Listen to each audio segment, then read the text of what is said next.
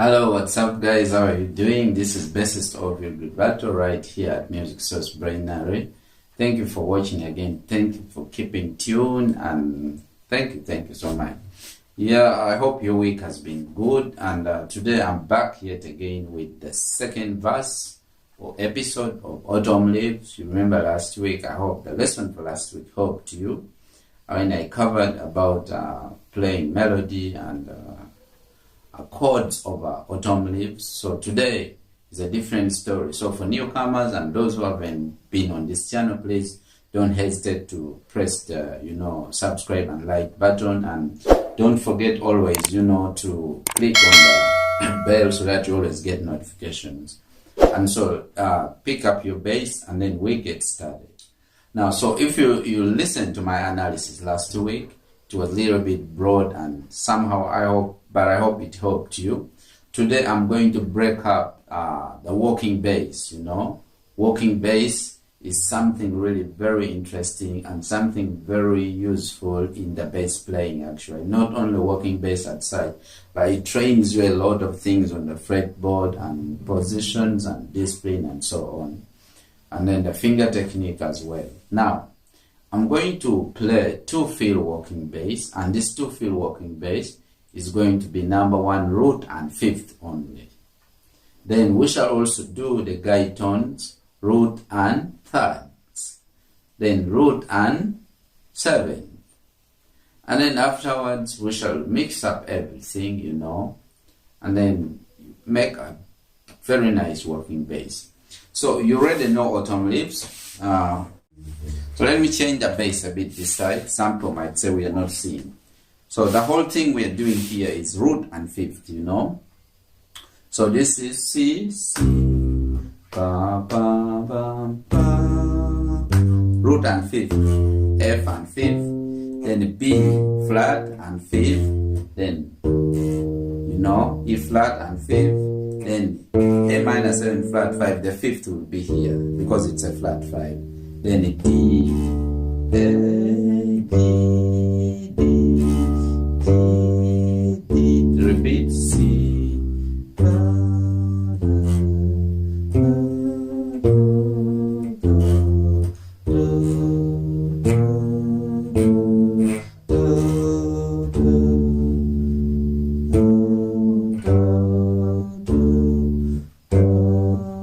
then A, B section.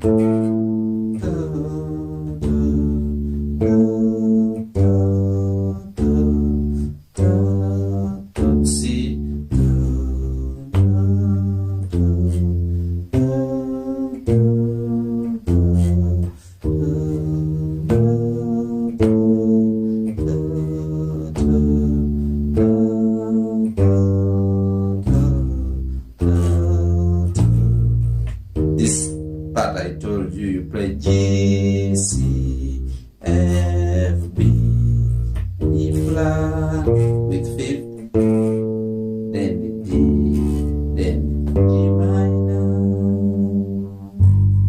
So whatever I'm doing is I'm playing root and 5th.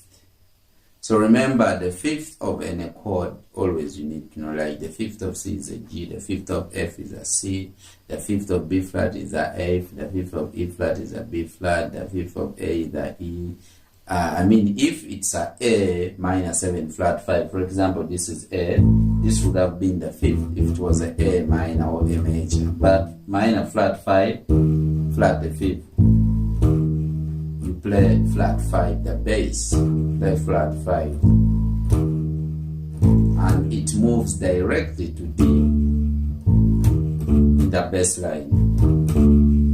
Yeah, and so wherever. So if you mix that up, you could play pa pa pa pa. So what we are playing here is we call it a two-fill walking bass. Okay, two-fill. 1, 2, 3, 4.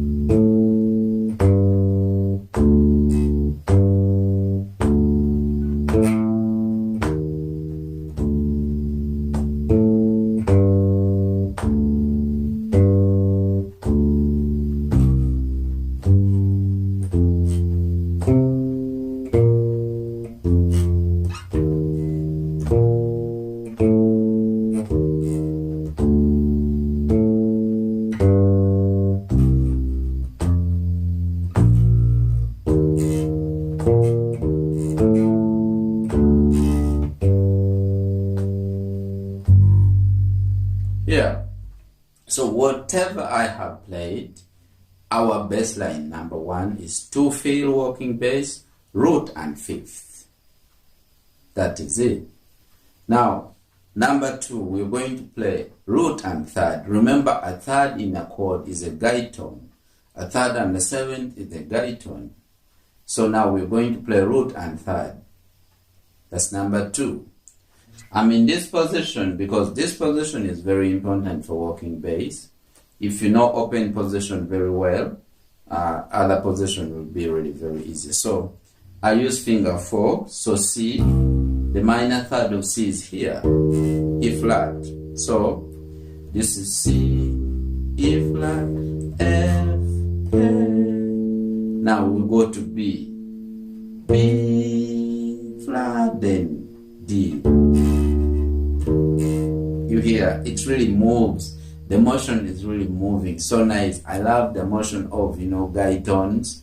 Guide tones really make walking bass sound so cool. So now, here I'm going to illustrate again. Whatever I'm playing is root and third now. So, C to third, F to third. Now, B flat, the third of B flat at this point will be D open, taking us to E flat major 7. Then the G open is the third of E flat, then bringing us to A. Now, the issue is here, the A minor 7. A minor 7. A minor, now the third is here. If it was major, the third would be here. So, the third is here. Then taking us to D, open. This is where we have the F sharp. Then G, then B flat. Then back to C. Let's look at the section B now. But now we are doing the same things. They are the same. So now that goes to A section B. So A, C, D, F sharp, G, B flat, G, B flat, C, E flat, F, A, B flat, D, A, E flat, G, A, C, D, F sharp, G, C, F, B flat, E flat, G, A, D, G, B flat, G, B. Because now G minor is B flat. Now resolving it to G major will be move half step higher to B major natural. So using the guide tone, this is how it will sound.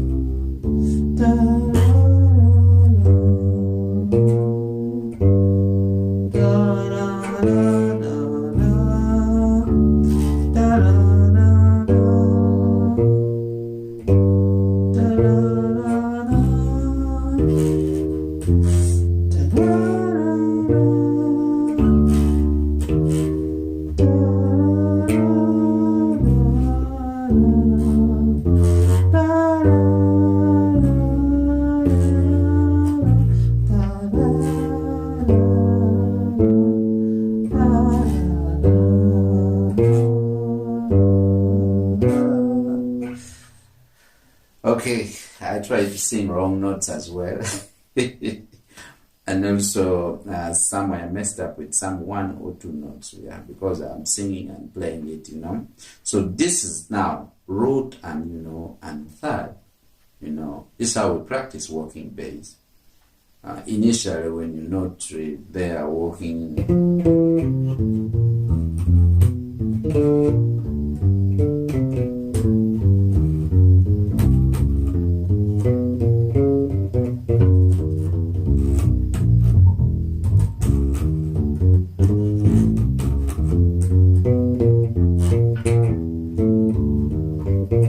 well, I'm just playing anything, but I mean, reaching there means you have to analyze all these steps well, and then you start mixing up. That's the idea.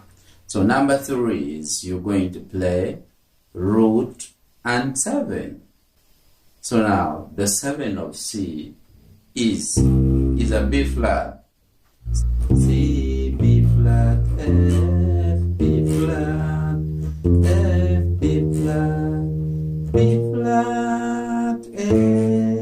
Now, because it's a major 7, B flat, A, E flat, D, A, G, D, C, G, F, G, F, C, E flat, F, E flat, E flat, B flat, A, B flat, A, E flat, D, C, A. Now the 7, A, G, D, C, G, F, G, F. Now where you see 2 chords in a measure, I haven't mentioned that. Where you see 2 chords in the measure, we only play the root position of those chords. So like where you can see on the chart there, where we have, like, for example, you have G minor 7, G minor to C9, then F minor 7 to B flat 7, and then A minor 7 flat 5 to D7 sharp. Now here we have something there, which I have not mentioned, but where you see 2 chords in a measure, you only play root position. Don't play the 7 or the guyton or root of it. So when you look at all these combinations, then you can start forging live. For example, like you start mixing up everything. So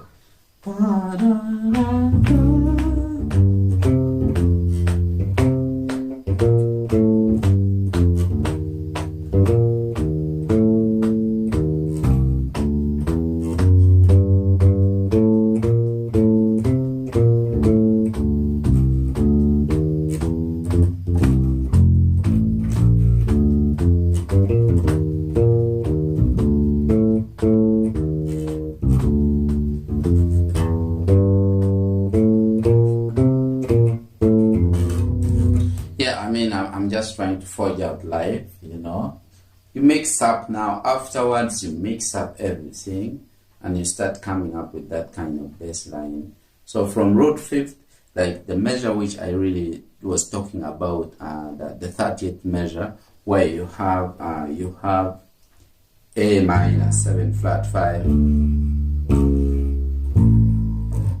It's really tricky. I think I didn't say it well. We didn't say it well. I had not seen the sharp 5. It's a D7 sharp 5. So it's a flat 5. Then D sharp 5.